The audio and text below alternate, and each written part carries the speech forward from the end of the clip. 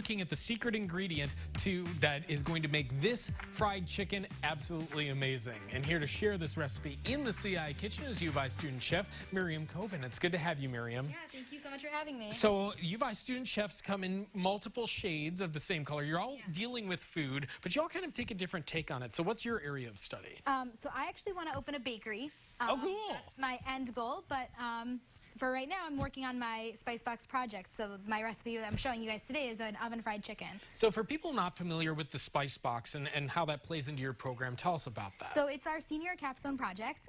We basically run a restaurant for a night. We take over planning, cooking, executing the whole entire project, the budgeting, everything like that. So I love that. Now, your Spice Box is going to be held in a different location, which we're going to talk about coming up in a minute. Yeah. Is there a special connection to that with this recipe? So, well, not for the recipe, just that basically I wanted to make my meal kosher since I'm a religious Jew and I keep kosher myself. A lot of my friends and family do as well. So I can't eat in the Spice Box, but we're going to do it at Hillel so I can make it all kosher. Very cool. Okay, I didn't know that they had cooking facilities. Yeah. I guess that makes sense. They do, yeah. Very cool. Okay, so maybe you want to try making this fried chicken at home. We're going to find out from Miriam what makes this particular fried chicken special. So a lot of times when I think fried chicken, I think of pan and grease and things flying all over, and it's just a disaster to make. You've simplified it. Yeah. This is an oven fried version. Okay. So so basically it's not really fried, it's just oven baked. Okay. So it's breaded and then we bake it. It gives the flavor. Yeah, it has a nice crunch. Yeah. It's a little bit healthier, so it's not fried. Okay.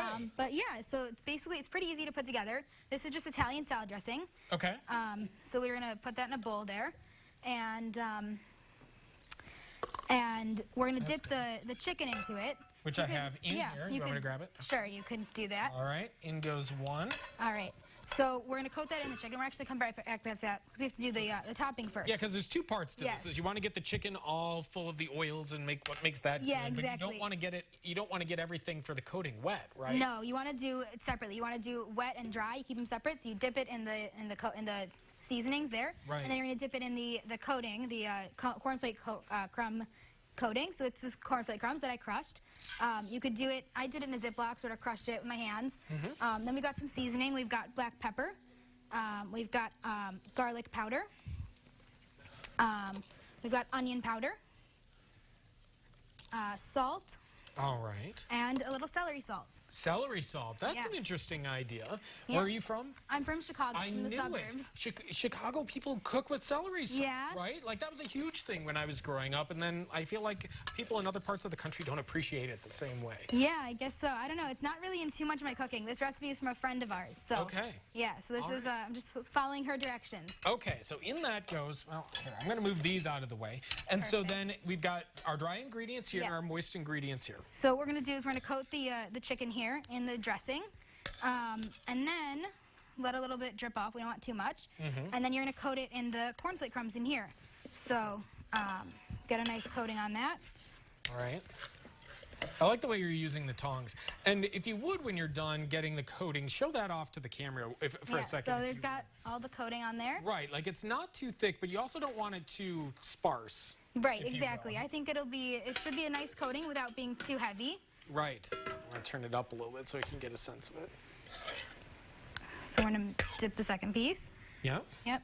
And it's pretty simple. It's not such a hard recipe, but it's really, really tasty. Have you coated this pan at all? Is that? I did not. Okay. No.